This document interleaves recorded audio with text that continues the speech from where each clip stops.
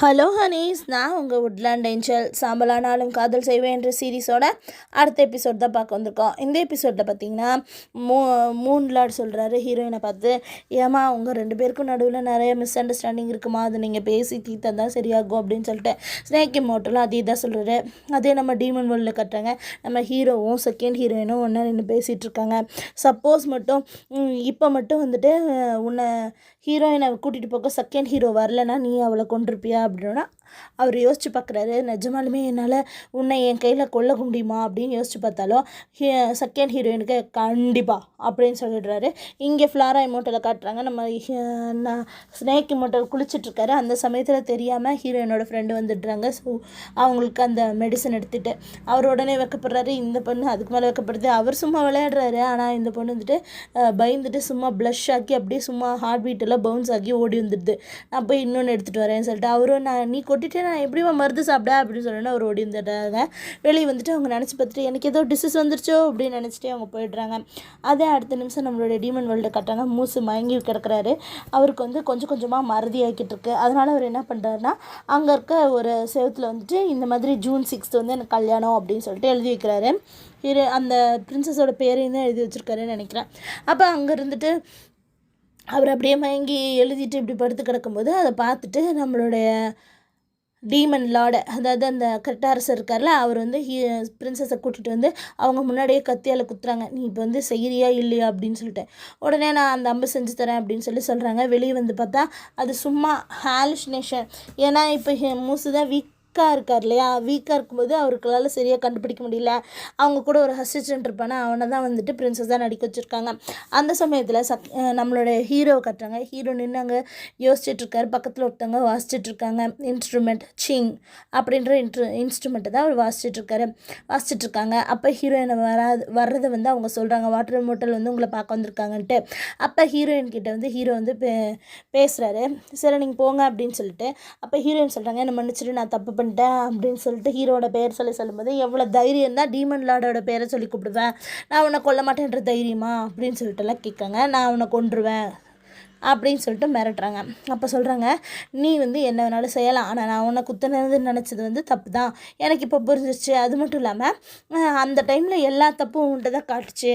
Blue கலரில் இந்த மாதிரி பபிள்ஸ் வந்துச்சு. நீ கொன்னதை வந்து அந்த ப்ளூ கலர் பபிள் வந்து எனக்கு காமிச்சிச்சு. ட்ரீம் பீஸ்ட்லேருந்து அதை கூட நான் போய் செக் கூட பண்ணி பார்த்தேன். அது உண்மைன்னு வந்ததுனால தான் நான் அதை நம்பினேன். ஆனால் வந்துட்டு நம்மளோட செகண்ட் ஹீரோயின் தான் கொன்னதான் என்கிட்ட சொன்னா, தயவு செஞ்சு என்னை நம்பு அப்படின்னு சொல்லிட்டு அவங்க சொல்கிறாங்க. நீ என்னென்ன செஞ்ச தெரியுமா, என் முதுகுலையே குத்திட்ட, என்னை இப்படி பண்ணிட்ட, எனக்கு வலிக்குது, நீ காதலிக்கலன்னு கூட என்ன சொல்லிட்டேன், நான் உன்னை நம்பினேன், நீ என்னை ஒரு தடவை கூட நம்பலை அப்படின்லாம் சொல்லும்போது தப்பு தான், எல்லாம் என் தப்பு தான், அவள் தான் என்னை காப்பாற்றிருக்கா, நீ என்னை கொண்டுட்ட அப்படின்னு. ஆமாம் உண்மை தான், அவள் உன்னை எவ்வளோக்கு எவ்வளோ நான் வந்து தப்பு செஞ்சுட்டேன், அது உண்மை தான். ஆனால் அவள் வந்து அவளுடைய சாதாரணமான முகத்தை வச்சுட்டு உன்னை ஏமாத்துறா, ஆனால் உண்மையாலுமே அவள் அப்படி கிடையாது அப்படின்னு. நான் உன்னை நம்பவே நினைக்கிறியா, கிடையாது, அவள் தான் நல்லவன், நீ தான் கெட்டவ அப்படின்னு சொல்லிட்டு ஹீரோ சொல்லிவிட்டு இவங்களை தள்ளி விட்டுட்டு அங்கேருந்து போயிடுறாங்க. நம்ம ஹீரோயினும் அங்கே நின்று அழறாங்க. அந்த சமயத்தில் நம்ம மூசுவை தேடிட்டு நம்ம பிரின்சஸ் அங்கே இங்கேயும் அலையிறாங்க. ஆனால் அவங்களுக்கு கிடைக்கவே இல்லை. ஏன்னா இவரை தான் ஒரு இடத்துல அடைச்சி வச்சுருக்காங்களே. இவர் எப்படியோ அந்த அம்பை செய்ய முயற்சி பண்ணுறாரு, ஆனால் செய்ய முடியல. அவர் கடைசியாக மயங்கியே விழுந்துடுறாரு. பிளட் வாமிட் எடுத்து நம்ம ஹீரோயினை கட்டுறாங்க. ஹீரோயின் நேராக செகண்ட் ஹீரோயினை பார்க்க வராங்க. வந்துட்டு என்னை கொல்ல போறியா, யார் சொன்னாலும் நம்ப மாட்டாங்க, எப்படி இருந்தாலும் ஹீரோ எனக்கு தான் சப்போர்ட் பண்ணுவார், இனிமேல் நீ சொல்கிறது அவர் நம்பவே மாட்டார், ஏன்னா முதுகில் குத்துனது நீ, எப்படின்னா அவனை குத்த வச்சது நீ தான், அப்படின்னா என்ன இருந்தாலும் நம்ம ரெண்டு பேரும் வேறு. நான் வந்து அவருக்காக உயிரை கூட கொடுத்துருக்கேன், ஆனால் உன்னால் எதுவும் செய்ய முடியாது, நீ சொன்னாலும் யாரும் நம்ப மாட்டாங்க அப்படின்னு சொல்கிறாங்க. அவங்க வந்துட்டு நான் கண்டிப்பாக எல்லா முறையும் சொல்லுவேன், நீ தான் அந்த கெட்டவன்னு நான் காமிச்சு கொடுப்பேன் அப்படின்னு சொல்லிட்டு அவங்க அங்கேருந்து போகிறாங்க. கொல்லப்புரியா கொல்லு அப்படின்னு சொன்னோன்னு தான் ஹீரோயின் இதெல்லாம் சொல்கிறாங்க. செகண்ட் ஹீரோயினுக்கும் அழுக வருதுப்பா, அவங்க உண்மையாலுமே தான் லவ் பண்ணியிருப்பாங்க போல. அப்புறம் வந்து நம்மளோட பிரின்சஸை கட்டுறாங்க. அவங்க கல்யாணத்துக்கு தேவையான பொருளை அரேஞ்ச் பண்ணிகிட்ருக்காங்க. அந்த சமயத்தில் முழிச்சு பார்க்குறாரு. அவங்க கண்ணுக்கு பிரின்சஸ் அங்கே நின்று சிரிக்கிற மாதிரி இருக்குது. உடனே அவர் திரும்பவும் முழிச்சு பார்க்குறாரு. திரும்ப எப்படியாவது அந்த அம்பை செய்யணும்னு முயற்சி செய்கிறாரு.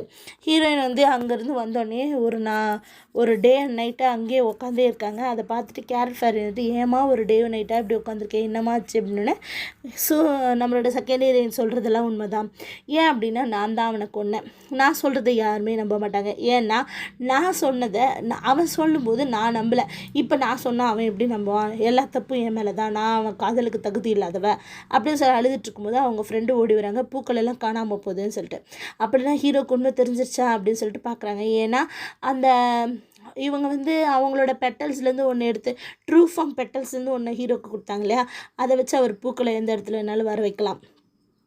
அதனால் இப்போ திரும்ப அவங்களோட ஹார்ட் வலிக்கிறதுனால அவங்க வேகமாக ஓடி போய் டீமன் வேர்ல்டை பார்க்குறாங்க. அங்கே பூக்களும் இருக்குது. ஆனால் அது நம்மளோட செகண்ட் ஹீரோயினுக்காக. செகண்ட் ஹீரோயின் வந்து அவர் சொல்கிறாரு, நான் இந்த ஒரு மாதமாக ஒழுங்காக வேலையை பார்த்துக்கிட்டு இருந்ததுனால உன்னை கவனிக்கல, என்னை மன்னிச்சிரு, அடுத்த மாதத்தில் ஒரு நாளில் நம்ம கல்யாணம் பண்ணிக்கலாம், நல்ல நாள் அப்படின்னு சொல்லிடுறாரு. இதை கேட்டோன்னே செகண்ட் ஹீரோயினுக்கு ஹாப்பி, நம்ம ஹீரோயினுக்கு சேடு. நம்ம ஹீரோயின் அழுகுறாங்க. அப்போ வந்து அவர் வந்து என்ன பண்ணுறாருன்னா ஒரு பூவை வந்து செகண்ட் ஹீரோயினுக்கு கொடுக்குறாரு. இது என்ன பூ அப்படின்னு சொல்லிட்டு அவங்க கேட்குறாங்க. அப்போ அவர் சொல்கிறாரு இதுதான் ஃபீனிக்ஸ் பூன்னு சொல்லிட்டு. அப்போ வந்து ஹீரோயின் நினச்சி பார்க்குறாங்க, அந்த ட்ரூ ஃபார்ம் இருக்கு இல்லையா, அதனால எந்த சமயத்தில் வேணாலும் எப்போ வேணாலும் பூக்களை பூக்க வைக்க முடியும். அதனால தான் ஹீரோவுக்கு கொடுத்துருப்பாங்க. அதை வந்து இப்போ நினச்சி பார்க்குறாரு. அது மட்டும் இல்லாமல் அப்படியே க்ளோஸ்அப்பில் காட்டுறாங்க ஹீரோயின் அங்கே நிற்கிறத ஹீரோவும் பார்க்குறாரு. ஹீரோவும் நல்லா பார்த்துட்டே தான் இதெல்லாம் பண்ணிகிட்ருக்காரு. ஹீரோயின் அழுவணுன்றதுக்காக தான் இதெல்லாம் செஞ்சுருப்பார் போல். அவங்க அந்த ட்ரூ ஃபார்மை கொண்டு வந்து கொடுக்கும்போது என்னென்ன நடந்தது அப்படின்றதையும் நம்மளுக்கு காட்டுறாங்க. அவங்க சொல்கிறாங்க இதுவும் கூட இருந்தால் நீ எந்த நேரத்தில் வேணாலும் பூக்களை பூக்கலான்னு சொல்லிட்டு. அப்போ வந்து ஹீரோயின் கண்ணுக்கு அவங்க வந்து பிளாக் அண்ட் ஒயிட்டில் அங்கே 2 பேரும் நின்றுட்டு இருக்கிறதாவும் ஹீரோ நம்மளை நேருக்கு நேராக பார்க்கறதாவும் தெரியுது.